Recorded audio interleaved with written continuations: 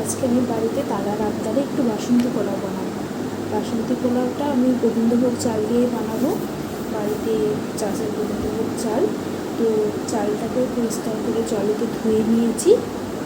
জলে ধুয়ে নেবার পরে একটু হাওয়ায় শুকিয়ে নিয়ে একটু ঝরঝরে করে নিয়েছি চালটাকে। তারপর চালটার মধ্যে আদা এবং কাঁচা লঙ্কার পেস্ট পরিমাণ মতো দিয়ে মিশিয়ে নিয়েছি।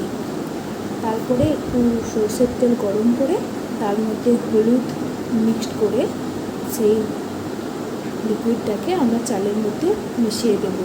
তেল হলুদটা মিশিয়ে দেওয়ার পরে আর একটু ঝরঝরে হওয়ার জন্য চালটা থালায় মিলে শুকাতে দেব। এরপর গ্যাসে কড়াই বসিয়ে তার মধ্যে একটু ঘি দিলাম, তাতে তেজপাতা, গোটা গরম মশলা, কাজু, কিশমিশ। তো কিশমিশ আমি এখানে ইউজ করছি না, এই কারণে আমার বাড়ির লোক খেতে পছন্দ করে না বলে আমি কিশমিশ দিচ্ছি না। আপনারা যদি খেতে পছন্দ করেন তাহলে কিশমিশ দেবেন।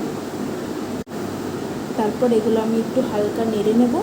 একটু ভাজা ভাজা হয়ে এলে আমি এর মধ্যে চালটা দিয়ে দেব। চালটা আমরা ততক্ষণই ভাজবো যতক্ষণ না একটা সুগন্ধ উঠছে, তো ততক্ষণ আমরা চালটাকে ভাজতে থাকবো।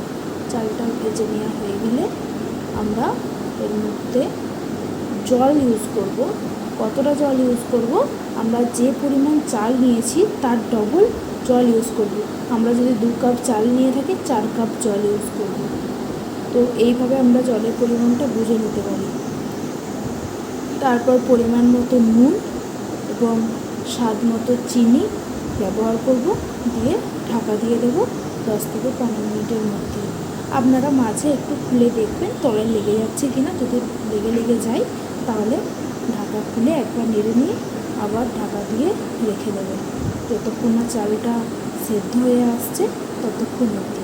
চাল কিন্তু একদম প্রপারলি 100% সেদ্ধ হবে না, 90%, 85 থেকে 90% হয়ে এলে আমরা গ্যাসটা অফ করে দেবো এবং নামিয়ে নেব। এবং ঠান্ডা হয়ে গেলে ঠিক বাসন্তী পোলাও, ঝুরঝুরে বাসন্তী পোলাও রেডি হয়ে যাবে। তো অতি সহজেই আমরা এই বাসন্তী পোলাও ঘরে তৈরি করে নিতে পারি এবং এর সাথে চিকেন কষা, আহা দারুণ টেস্ট।